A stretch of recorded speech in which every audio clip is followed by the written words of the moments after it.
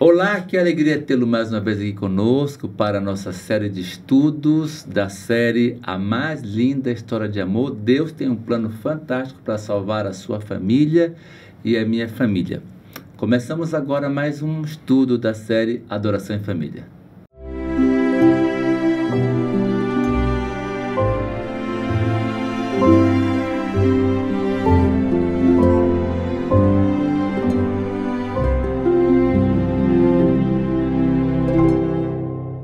Como você já sabe, cada estudo desse é embasado na Bíblia, a Santa Palavra do Senhor.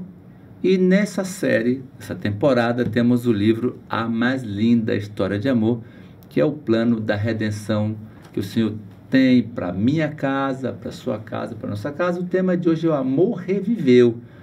E para começar, queria convidar então o pastor Hélio Carnassali. Pastor, ora com a gente, por gentileza. Vamos orar. Senhor nosso Deus, graças te damos por mais uma oportunidade de refletirmos no teu amor redentor, no teu amor salvador.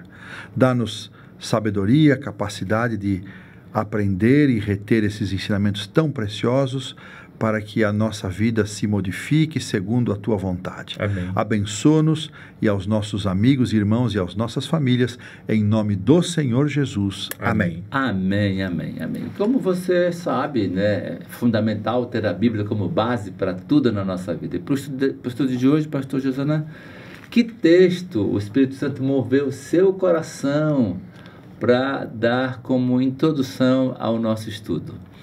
O texto de Lucas, capítulo 24, tratando sobre o momento da ressurreição de Cristo, e os versos 4 e 5 que dizem o seguinte: Aconteceu que, perplexas a esse respeito, apareceram-lhes 2 varões com vestes resplandecentes. E o verso 5 diz: Estando elas possuídas de temor, baixando os olhos para o chão, eles lhes falaram: Por que buscais entre os mortos o que vive? Que coisa tremenda, não? Exatamente, é esse momento ali de emoção, quando o desespero das mulheres que achavam que Jesus estava morto se encontrou com a esperança da resposta do anjo dizendo: está vivo. Aquele que vocês vieram buscar morto, na verdade, está vivo.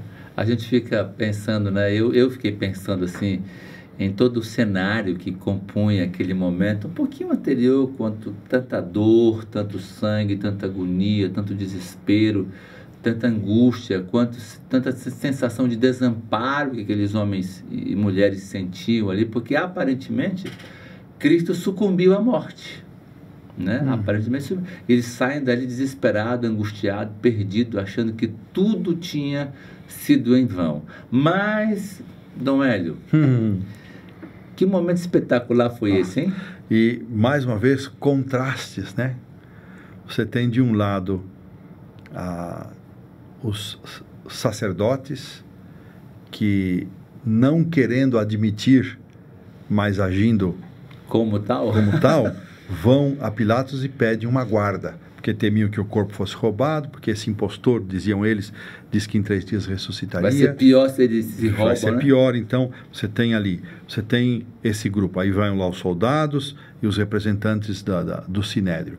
Do outro lado, você tem Satanás e seus anjos vibrando, porque tiraram a vida de Jesus, vibrando.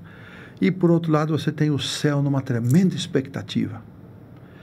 E o único grupo para quem Cristo havia dito claramente que ele ressuscitaria, eles não entenderam, eles não estavam imaginando nem esperando por isso. Isso tem uma aplicação forte para nós, né? Qual é o grau de atenção que nós prestamos às palavras de Jesus, à sua palavra? Que coisa, hein? Na nossa casa, na nossa família, na igreja, os sermões que nós ouvimos, quanto nós estamos retendo, quanta atenção nós estamos dando, porque há tantas vozes gritando por aí hoje. Qual é a voz que nós estamos ouvindo em nosso lar, em nossa vida? Jesus falou tão claramente para eles que ele iria ressuscitar, mas eles não entenderam. Você tinha um cenário que os ímpios acreditaram mais do que os discípulos. E é muito interessante e muito forte a cena, e aqui a gente tem que pensar também que veio um anjo do céu, se une aos anjos que estavam também montando guarda ali. Havia duas guardas, então, Duas guardas. Na verdade, três. Três, né? Os anjos do mal, os anjos do bem e o romano. E então vem esse anjo do céu e ele desperta. Jesus, Filho de Deus, teu Pai te chama. Agora, Jesus havia dito que ele era o único que podia dar a sua vida, por quê? Porque ele era o único que podia tomá-la. Então, aí entra o mistério da piedade. Como é que o Cristo homem morreu, o Cristo Deus não morreu, é claro. Então, é o mistério da piedade. O mistério da piedade que também não encontra espaço na nossa limitada mente humana e finita para compreender a infinitude de Deus. Mas aí a cena descrita é muito impressionante, porque esse anjo vem, ele com um gesto, ele faz a pedra rolar, os soldados ficam apavorados, os anjos do mal fogem. Aí Satanás vê que a sua vitória não foi vitória, foi apenas uma aparente vitória, e aí então Jesus sai da sepultura. Que coisa gloriosa. Aí chegam as mulheres, né? Chegam as mulheres que haviam combinado para chegar mais cedo. Mas quem chega mais cedo? Maria Madalena. Ela chega mais cedo e vê a tumba vazia. O que ela faz? Volta para o cenário. O Senhor não está. Quando ela volta com João e Pedro, as outras mulheres já tinham chegado e vê também a tumba vazia, o túmulo vazio. Então, Pedro volta, João volta, as mulheres voltam, mas Maria fica. Mas há um momento aqui de sensibilidade muito interessante, que os anjos perceberam a dor daquelas mulheres e eles consolam. A sensibilidade. A família precisa ser um lugar de sensibilidade. Os pais precisam ter sensibilidade. O casal um com o outro. Os pais com os filhos. Há momentos em que há tristezas no coração que não conseguem ser manifestadas em palavras. A família é onde nós somos restaurados. Tem que ser um lugar de restauração. Se a família não é esse lugar, se não há essa sensibilidade, como os anjos tiveram, eles perceberam a tristeza das mulheres, a decepção. Eles podiam ter simplesmente feito e ir embora, mas eles ficaram lá, os anjos. Por quê? Para confortar essas mulheres. É interessante que, pelo que a gente percebe, Deus percebe cada lágrima. Sim. E a forma como cada um sofre. E o interessante é que o consolo, pastor Josanã, foi dado de acordo com o que cada um necessitava. Que coisa impressionante. Sim, fantástico. E me chama muita atenção também essa ideia de que onde as pessoas só viam morte, havia vida já. E isso é muito comum. A gente olha para situações que acontecem e só vê morte, destruição, abandono, quando na verdade o que está acontecendo ali é a atuação de Deus. Então, o anjo pergunta assim, por que você está procurando entre os mortos o que está vivo? E às vezes a gente olha para situações que, ao nosso ver, no nosso julgamento, já está morto, já acabou. E Deus diz assim, não, ainda tem vida aí, há vida aí. Quando, logo em seguida, ele encontra com os dois ali no caminho de Emaús, eles estão tristes, ele pergunta, o que vocês vêm conversando? O que foi que aconteceu? Você é o único que não sabe? E ele disse, não, o quê? Como assim o quê? Era o próprio Jesus quem estava ali, ele era o protagonista. Mas o que ele não entendia, e queria mostrar isso para eles, é que por que havia tanta tristeza se era um momento de alegria? Então, há coisas que acontecem na família, há coisas que acontecem no casamento, com os filhos, que parecem desastres, mas se você está nas mãos de Deus, Deus é capaz de transformar desastres e aparentes derrotas em vitórias e ressurreição. É por isso que Paulo tantas vezes usa a ressurreição para ligar a coisas espirituais, como o batismo, como o novo nascimento, como andar com Cristo todo dia, é você todo dia morrer e ressuscitar, porque a ressurreição tem esse poder de onde parece que não tem vida, ainda há vida pela atuação de Deus. Que interessante. Eu fiquei me perguntando, Dom Hélio, a amizade que é muito grande, né, Hélio?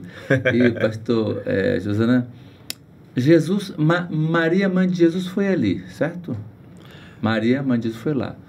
Uma mulher chamada Salomé esteve ali, uma outra mulher chamada Maria, esposa de Clopas, que é um dos que estavam em Emaús, no caminho de Emaús. João foi lá, o melhor amigo de Jesus, né? Pedro, que morreria, né, de crucificado futuramente de ponta cabeça, também esteve ali.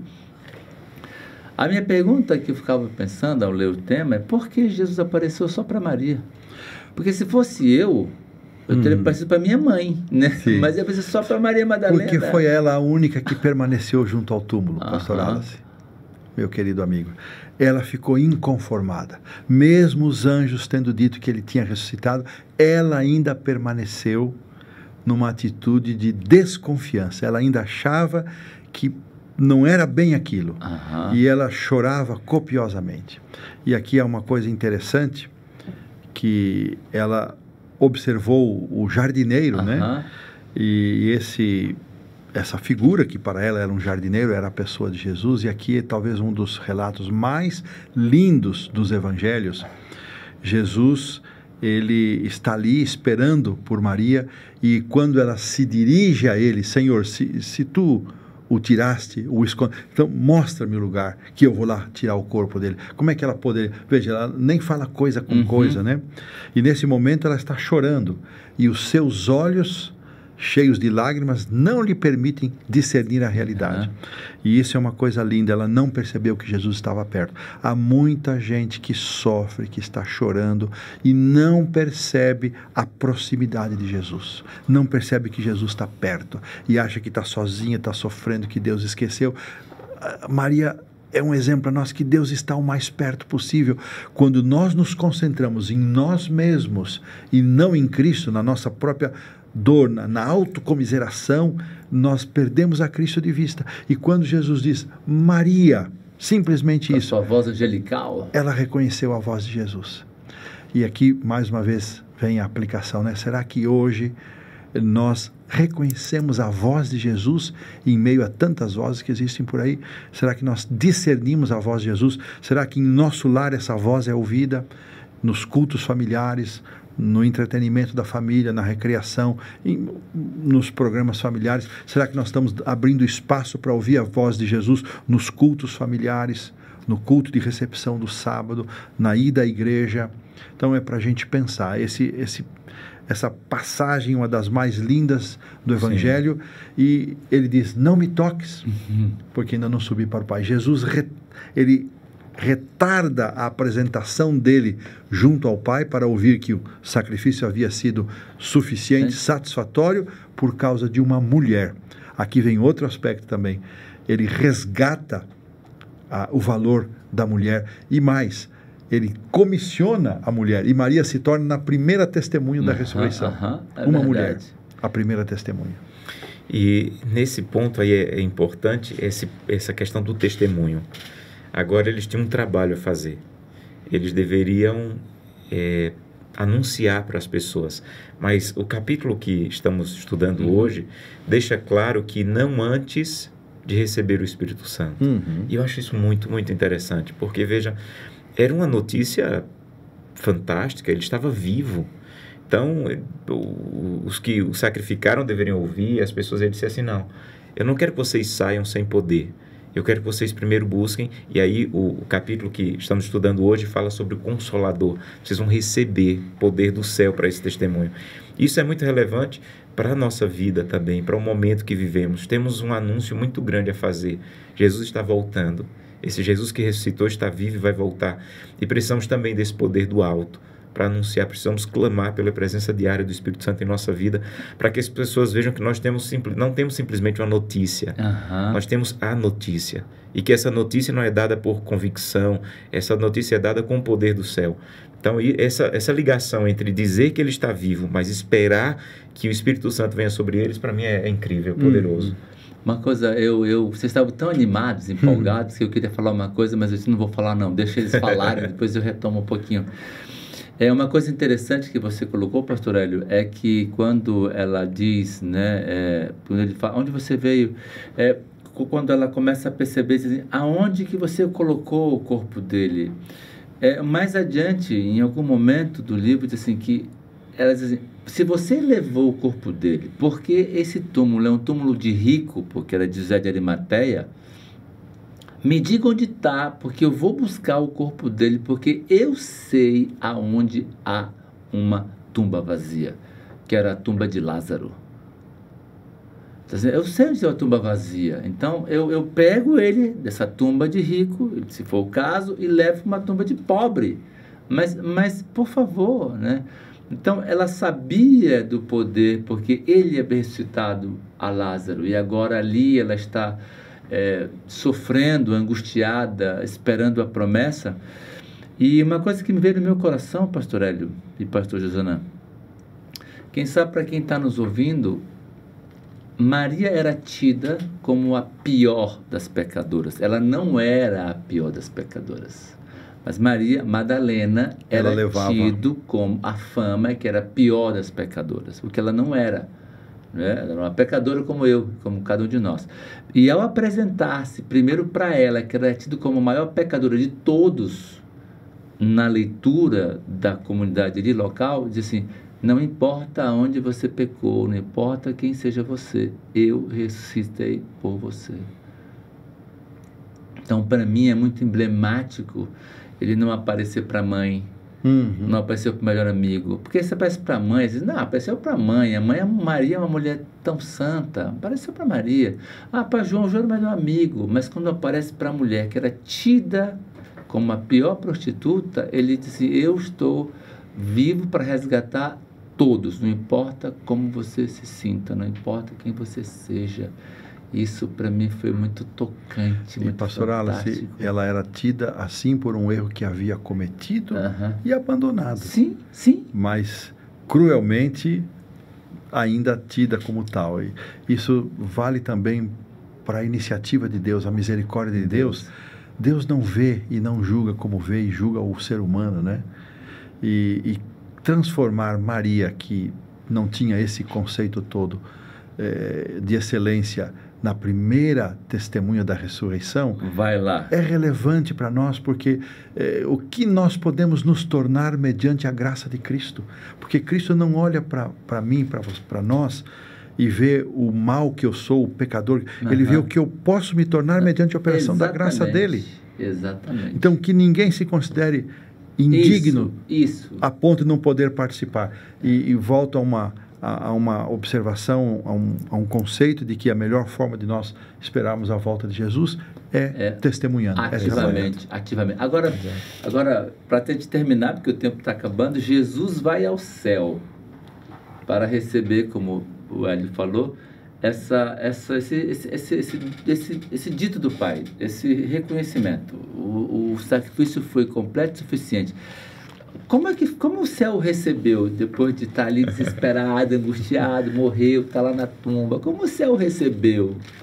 É lindo ver os textos que o livro apresenta, né, dos Salmos, de vários textos de Isaías, mas eu gosto muito da descrição que é apresentada no capítulo 5 de Apocalipse, né, na recepção de Jesus no céu, e é apresentado isso, quando ele senta no trono, quando ele recebe o poder. Mas naquele momento inicial, ele é recebido, e a Bíblia diz de uma maneira poética: abri-vos os portais, porque vem o Rei da Glória. Quem é o Rei da Glória? É o Senhor dos Senhores. E essa grande questão que precisamos ter sempre em mente: Jesus venceu. Jesus venceu.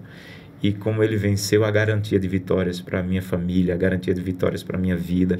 E essa vitória de Cristo, ele compartilha com todos nós. Então, o capítulo 5 apresenta isso e volta a apresentar de novo no capítulo 17 de Apocalipse, verso 14. E esse texto, para mim, é fantástico, quando a Bíblia, ela de maneira muito poderosa, ela diz, falando sobre essa vitória de Jesus, tem um texto que eu acho belíssimo, capítulo 14, ou capítulo 17, verso 14, quando diz assim: pelejarão contra o Cordeiro, porém o Cordeiro os vencerá, porque é o Senhor dos Senhores e Rei dos Reis, e vencerão também com ele os chamados, eleitos e fiéis. Isso aqui é fantástico. Jesus venceu, mas ele compartilha a sua vitória, e com ele vencerão também. Então ninguém vai chegar no céu dizendo: eu venci. Não, ele venceu, mas ele compartilha comigo a sua vitória, e foi expressada ali na ressurreição. Que presente maravilhoso, né? Recebido agora como Rei dos Reis, Senhor dos Senhores, aquele que é de fato o doador da vida. Amém. Que Deus nos abençoe, não? E Deus nos dê sabedoria para viver isso e acreditar nisso e pregar isso e colocar isso como o alento e a esperança da minha alma, para que eu possa levar a tantos outros que estão sofrendo por aí. Pastor Hélio, o tempo se foi, infelizmente. Você ora com a gente para terminar? Sim. Vamos, por favor. Vamos orar. Senhor, nosso Deus e Pai, graças te damos pelo estudo de hoje, tão maravilhoso, que nos traz promessas e certezas tão especiais. Oramos, Senhor, para que onde a morte possa haver vida. Se há alguma família que está enfrentando uma situação de morte espiritual, emocional, filhos afastados da igreja, casamento ameaçado, que possa haver vida, Senhor, que possa haver ressurreição de tudo aquilo que o Senhor pôs de bom em nosso coração. Amém. Abençoa, portanto, os nossos lares e a cada um de nós, as nossas igrejas. Oramos, Senhor, agradecidos em nome do Senhor Jesus. Amém. Amém. Amém.